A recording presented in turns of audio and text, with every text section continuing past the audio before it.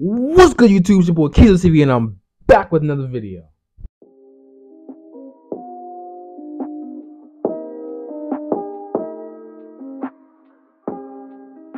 What's good, YouTube? It's your boy Kizo TV, and today we're going to be going over the hard brush. Now, currently, there's not one of those brushes in my hand, though.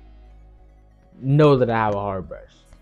Now, in today's video, we're going to be going over some benefits, some tips, and some tricks to the hard brush. Now, as you can see right here, this is what a hard brush looks like. We have a hard brush right here, and we have another hard brush right here. Now, the hard brush is a very, very key factor to getting waves because the hard brush builds the pattern. So the hard brush is what you're going to actually use when you first start getting waves. Once you actually have a good amount of hair on your head, you're going to be using the hard brush to build your pattern, and that building your pattern is going to also help you sustain your pattern and maintain your pattern. If you have a hard brush, make sure to brush vertically as slow as possible, as much as you can.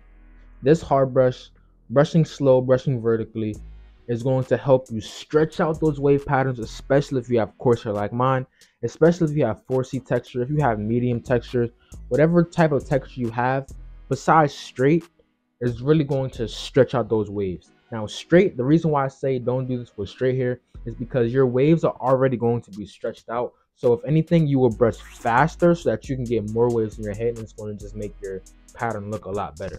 For up here somewhere, there's going to be a card where you're going to be able to click on the video, where it's going to bring you straight to a video produced by myself that's going to teach you how to vertically brush slow. So I told y'all that the hard brush builds the pattern, which is going to help you. Overall, the hard brush is the one core ingredient to making waves into your hair.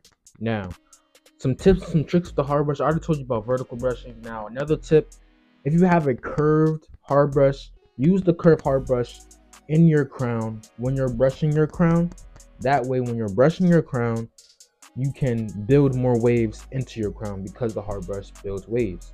Go over some tricks with the hard brush. Well, I guess tips and tricks are almost like the same. No, we're gonna go over some tips, not tricks. Make sure that when you use a hard brush, you know what hard brush that you're using. There's plenty of hard brushes on the market. You can go to Torino, you can go to Royalty. The first brush I use with a hard brush, you can go Annie. You can, as long as you have a hard brush, you're going to be able to make waves into your hair. Now, making waves is not hard. All you really have to do is get you a mirror, brush, and the waves will eventually form in your hair. Not my favorite brush, though the hard brush is the most useful brush because of what it does to the waves.